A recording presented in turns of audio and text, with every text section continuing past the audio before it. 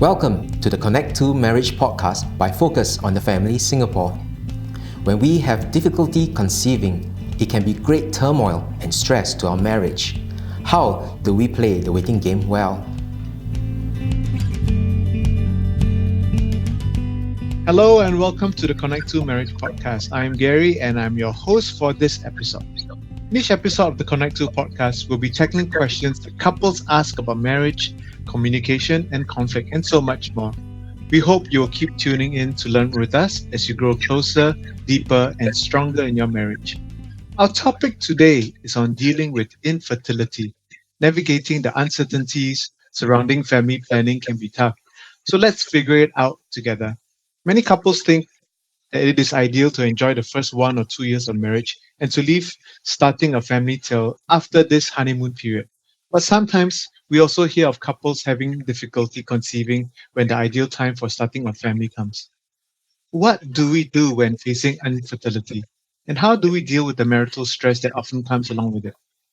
Today we are privileged to have Mark and Sue to share their journey with us. Mark and Sue are educators and counselors, and they run a training consultancy called the Social Quotient, which conducts training on life skills such as parenting, mental wellness, and special needs. Well, Mark and Sue, welcome. Hi, Gary. Glad to be here. Thank you. For listeners tuning in today for the first time, if you don't know who Mark and Sue are, I'll leave the two of you to introduce yourselves a little more. I'm Mark. So I do training. We work in the schools and we do in the areas of mental wellness, in the areas of parenting, in the areas of special needs, counselor as well. Hi, I'm Sue. I'm a counselor and an educator by training. And also by practice because I homeschool my two boys who are aged 13 and 11 this year. We are both very passionate about mentoring, working with young people and parenting. Anything counseling and related to the social emotional. Thank you for having us today. Thank you for joining us. On the topic of infertility, maybe you can just share with our listeners that journey of infertility that perhaps you all have experienced or worked with couples and who are in that journey. I think our journey began, our oldest is now 13, so at least about 14 years ago. Before marriage, I already knew that I would have issues. I have a condition called endometriosis. It has to do with formation of cysts and fibroids and other things in the womb and the surrounding area. And so I went for a surgery when I was a young adult because I had an ovarian cyst. And so I suppose I went into marriage with both eyes open and having shared this condition with Mark as well before the marriage. When he went to check, I think he also found that there were issues on his side. And so we knew that we would not, in a sense, have the honeymoon period to wait too long, especially since we were later in terms of the age that we both married at as well, in our earlier 30s. I guess we went into marriage with the full understanding that we would face issues of infertility. You talk about the honeymoon period. We did wait about a year or two before embarking on the journey to have a child. So when we visited the gynecologist, he did tell us that our chances of conceiving were very slim. And I think although we knew when we first got married that we would have some issues, hearing it firsthand from the doctor is a different thing. So, going through the whole process of grief, acceptance, loss, I think took a long time. Especially for me. I think as a woman, the desire to conceive your child biologically and to experience all that comes with pregnancy. I know some people say, they'd rather not go through it. But I think just conceiving your own offspring is part of self-actualization, what I was hoping to go through as well. For me as well, I've always wanted children, something that was important to us. So when you all shared about the past and all the challenges you personally have in your own bodies, share with us some of the emotions that you all both had to deal with as a couple. Yes, I think grief is a very real thing. Grief comes in stages. It's always like an onion, just as you peel one layer, you realize that there's another layer you didn't deal with. And the grief can come at the most inopportune times. So for example, Mother's Day every day was really actually mourning for me. I would go to church and then just cry when it's a celebration for everyone else. So after a while, we made the decision for me not to go for Mother's Day service, just to spare myself the unnecessary grief. Yes, I think grief was a very big part of it.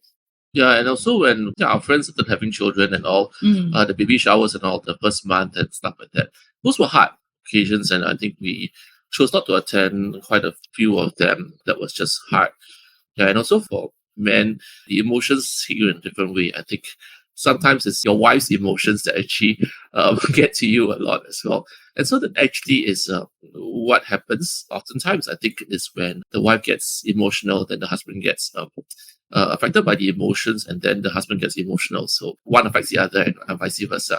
Thanks for sharing. I can relate to that. I think for my wife and I, after that honeymoon period, right, of 1 year, we also wanted to have children. We really wanted to, but it didn't quite happen, and months became a year, and then 2 years, and then it just went on to, I think, by the time it was almost 5 years later, then we found out that okay, she was pregnant. By which time, like, we were also uncertain, is this true or not true, because you've been discouraged so often and quite disheartened. Maybe also for the two of you, uh, on that journey, avoiding Mother's Day, and in Singapore when we have Chinese New Year. I don't know whether you all avoided Chinese New Year because it's always the same question, right? They're like, if you're Singaporean, when are you going to get married? After you get married, when are you going to have kids? Then they see you again, when are you going to have kids? It's always the same question. And sometimes we don't quite know what to say, or we just think of a lame reason. But how did you finally decide to your next course of action? Yeah, so we went away for Chinese New Year. We ended up in KL where there was nobody because in Malaysia, everybody goes back to their hometown. I still remember very clearly sitting in the middle of an empty street, yeah, looking for food that was not Chinese because all the Chinese stores were closed. I realized through this journey that it can be a very lonely one. Yeah, that's another emotion that we definitely faced. And unless someone has gone through, the infertility journey, like you mentioned with you and your wife as well, Gary, it's really very hard for them to understand. Yeah, and I think there was a lot of anger. Sometimes people said things that showed they really didn't understand. Oh, you all just need to relax, go on a holiday, and the baby will come and, Go on a cruise, go on a cruise. They like to use go on a cruise. Hawaii, I don't know.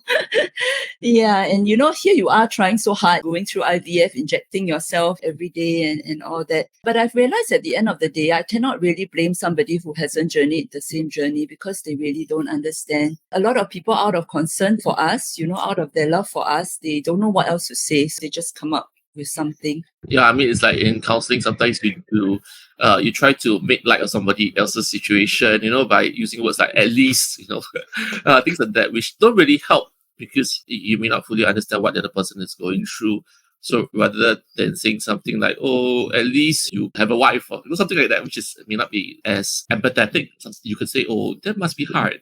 So something like that, which could show some form of concern rather than trying to impose your views on the other person. So, I mean, yeah, that's what we went through, and that's what we would say to people who just don't know what to say, because that's the reality. Sometimes we may have friends who may be going through the situation, and we just do not know what to say to them. And so we try to console them in our own words, but we just don't know what the words to say. So it's really okay to say something like, I'm sorry that you're going through this.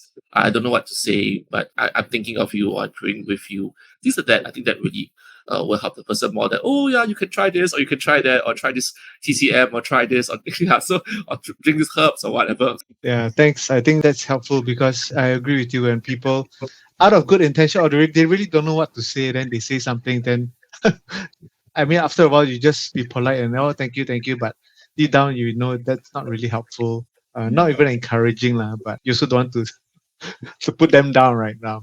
But the anger, the emotions, the discouragement, the question about why, I mean, you always go through that until finally comes to the point where you just need to decide how to progress. And how did the two of you decide to move forward in light of all this?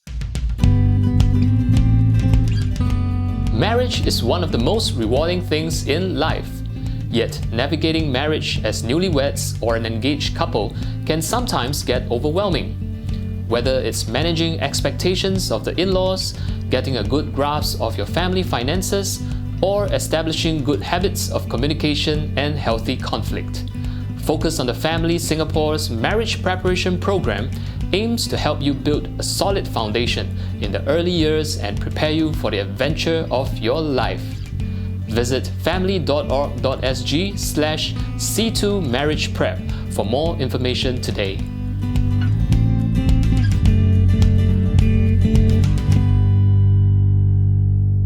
So essentially, we just wanted a child, right?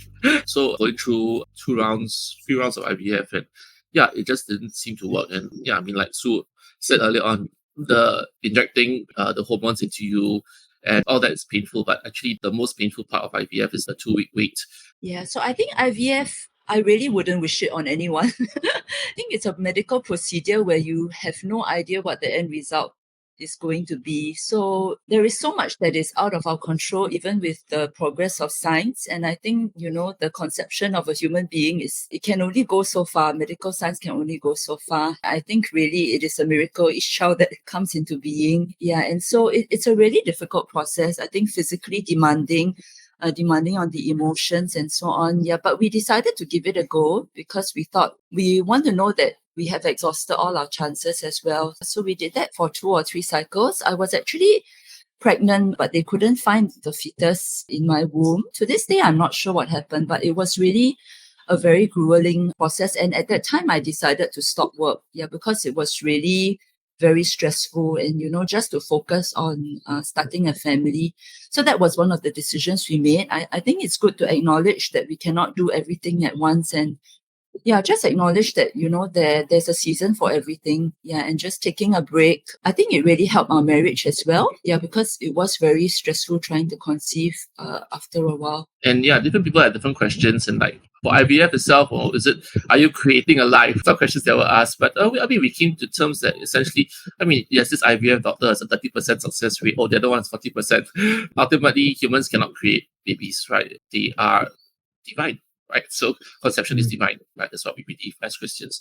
So that's where we came to the terms of it that at the end of the day, it's really not up to us. And as Sue said, we will be exhausted whatever possible options we had, and then we decided to move on following that. So now you do have 2 sons.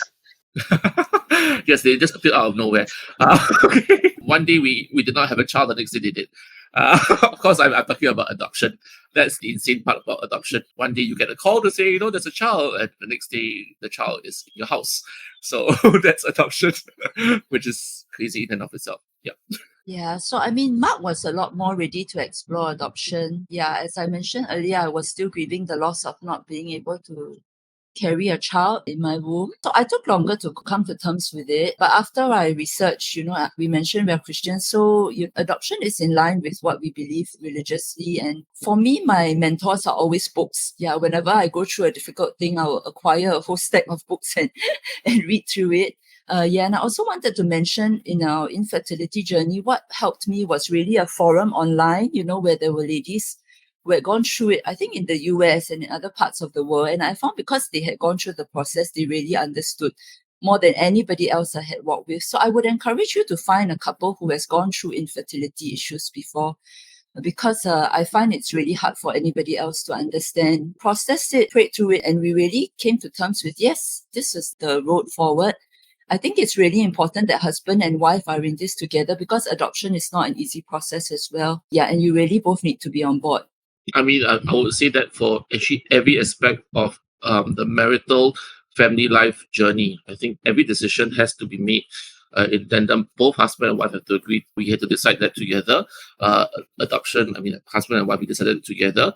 Subsequently, when we went to fostering, we also were on the same page, and our 2 other kids also were on the same page as that. So we believe very strongly that we really do need to decide things together as a couple and as a family. Thank you. That's the essence. Because the journey of infertility, you both need each other to support each other. Then choosing to adopt or not to adopt, or how to go forward, we both need to make that decision together, rather than I decide and you just follow what I want to say and do. In each podcast, we address a frequently asked question that couples have about marriage. And today's question is this: my husband and I have decided to go ahead with IVF even though the costs are so high.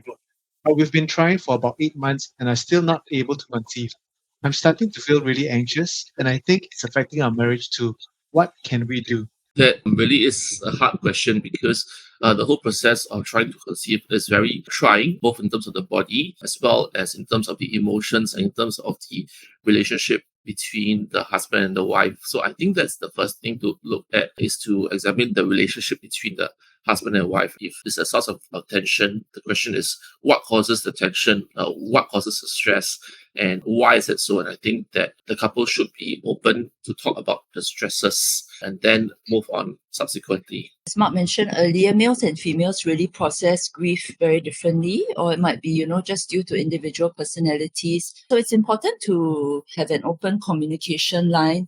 Yeah, I remember I used to really overwhelm Mark when he came back from work, and that's all I could talk about, the latest treatment or, how I was feeling.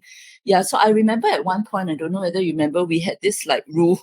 So I cannot talk more than half an hour about this because, he'll get overwhelmed, then he'll get emo and then end up, getting upset as well. And then we'll both be really grouchy. It's a good principle for any conflict that we are facing, just remember that there's more to life than that. Yeah, and I remember I picked up crocheting as well. I mean, it's quite random, but yeah, I think just trying to focus on something else other than this one and only thing, because life just goes on, right? The other aspects of life, could it be work, a hobby, or holiday? It's easier said than done, yeah, but I think it's really important to practice that cognitive discipline, not to let it overwhelm your whole life. Yeah. And the other thing that I'm also hearing in the question is the cost. Yes, the cost of IVF is high. The more times you do it, the lower the grant gets. I would say count the cost, right? So IVF is one avenue of choice. The other avenue is adoption, which is also costly in its own way. But I would say it's important to count the cost, I think, even before you embark on it, because if you look through the entire process, you are hindered by the cost at the last minute,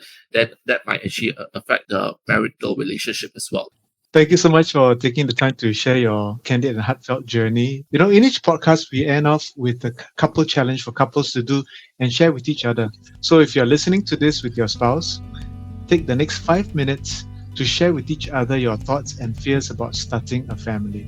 We hope you've enjoyed this podcast. In our next podcast, we will dive deeper into this topic and explore how couples can stay strong. So do tune into that. If you're looking for more practical resources to grow your marriage, do visit our website at family.org.sg to browse our articles or check out our upcoming marriage program. We hope you have followed and subscribed to our Connect 2 podcast and share this episode with a friend who may also benefit from it. Thank you for tuning in, and until next time, take care of yourself and your spouse.